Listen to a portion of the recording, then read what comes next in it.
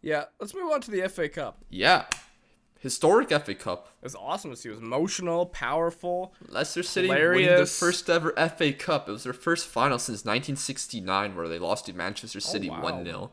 Yeah, it was just so emotional. Of course, the goal from Tielemans, what a banger that was. Just out of That was a nowhere. beautiful strike, yeah.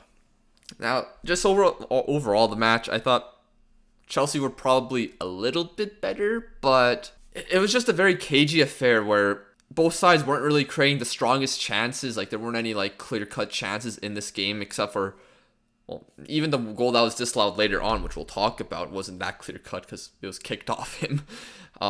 It was just a very cagey affair, a typical final to be honest, but very emotional. Very great to see fans back in the stadium in that type of capacity. I think 22,000 fans were there. With the lack of fans in most games this season, it felt like it was a full Yeah, stadium. it did. And I think it was the perfect final to almost bring fans back. Next to the Champions League final, obviously coming up. It was just very emotional seeing the Leicester City team celebrating. First, they aren't some team from like a small town or like a lower league or anything. No, They're yeah. a very great club nowadays, and they do have a very rich owners right now. But They're pretty well run. The owner cares for the club. It's pretty evident compared to other clubs. And not only that, they seem to have really good scouting, recruitment. Leicester City just seem to do since they won that title. I think they just invested that so well in so many different areas throughout the club. and they They've care just about been the on like community too. Like they yeah, actually do a lot, whether that's giving free food at matches to season ticket holders or things like that. And it was also very emotional seeing the owner. Well, he's technically the owner's son, but yeah, yeah, his dad passed away a handful of years ago in that helicopter crash, and yeah, it was yeah very emotional seeing him, and he was celebrating with the FA Cup, which was awesome. Brendan Rodgers, he finally got the big one. That's his first trophy since the I think championship playoffs with Swansea City. So that's big for him. That's big for him to get over that hump. Hopefully for him, he can get over the Champions League hump with Leicester and get in the top four. And in yeah. the future, he still needs to get over that European hump where he gets eliminated at stages where he shouldn't. But that's for a future challenge. You got to celebrate what he did now and what he's doing with this Leicester team. No, yeah, I guess it's fair to say it's just an emotional week across Europe. I guess even in Dortmund, we'll get to that later, obviously. But yeah, it was just fun to watch. For me, I always enjoy watching teams that are not out of the Big Six win a cup like the FA Cup. I mean, like I said, if it's not United, I hope it's a Leicester or like even back at Wigan years ago. It's just nice. It's not your typical winner, and I can see Leicester winning this cup a couple more times in the future probably with the way their club is going because it keeps progressing on like a steady hill incline. So I mean, that's it's hard to gonna be say. We've seen interesting. Arsenal win this cup when they haven't been the best run team Well, recently. yeah, but it's like we know Arsenal. This is Leicester. At least are competing for the top four now, year in year out. I mean, when they won the Premier League, 2016, they didn't qualify for the Champions League the year after. But Brendan Rodgers has put this club in a good spot to compete with the top clubs in Europe. People are now wondering, is this a top seven, a big seven? I don't know yet, but Matt, you your know what I'm dad saying? is a Yeah. Chelsea supporter. How was he feeling after the match? I mean, pretty indifferent, which is surprising.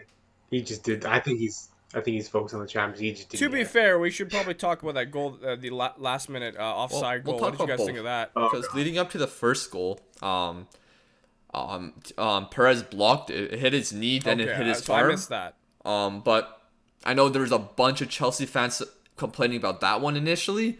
But based on the rules and based on what we've seen this season, if it hits a body part that's not the arm, then the arm, it's not a handball. So there's that. Interesting. But the last one where it was marked offside by looks like a couple inches. Yeah. I mean, it's harsh. We've seen those knocked off before, though. It sucks for Chelsea, though. That does suck.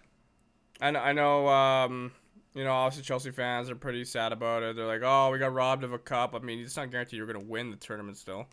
Um, but yeah, it's kind of harsh. We kind of talked about in the past. I know I know what Greg would be saying right now. It's just one of those calls that are silly that should not be called because it's like it's an inch of his elbow. I can't remember, but Regardless, the rules say that it's offside. It's going to be offside.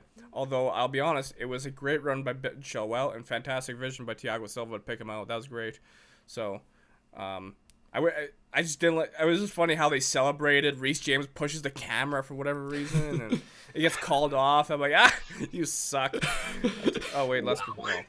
I mean, if you weren't a Chelsea fan and you wanted to see Leicester win, it was pretty funny, to be honest. Yeah, exactly. I'm sorry, Chelsea supporters. But Matt, it was great to see Wes Morgan make an appearance. Yes, beautiful. That's the only thing I care about. They're gonna Fucking play in captive, Jamaica, boys. right?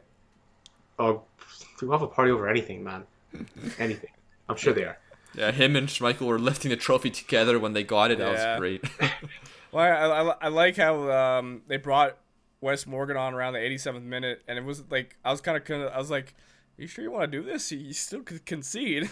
I mean, what could they do? Like, their players, I think, were getting hurt or something. I guess, but the guy hasn't played like a match since like December, I think. Yeah. So. Man, he's jacked. He's huge. He's still pretty big, yeah. He's still keeping in shape. I know my friend, our friend James, friend of the podcast, he was saying it was a legacy move. To bring on Wes Morgan. So, it was great. I was just happy to see them win. But congratulations to Leicester, and you'll have to do it again against Chelsea this Tuesday in order to get Champions League next season. So we'll see. Of course, Tuchel, his side has been on a great run of form. Now recently, it's been going a bit poorly. Of course, the loss to Arsenal, and then now this loss in the final. Hopefully for them, it doesn't continue like that, because it wouldn't be good going to the Champions League final. If you miss out on the Champions League, if you lose the FA Cup, like it's not the best momentum. And worse for Chelsea Football Club. Not only did they lose this cup final, their women's team lost the Women's Champions League final to Barcelona. The only competent Barcelona team left. Bro, they smashed. It was 4-0 by the 36th minute. Yeah, the halftime. That Barca team, there's I think the third or fourth goal. The passing play on that was incredible.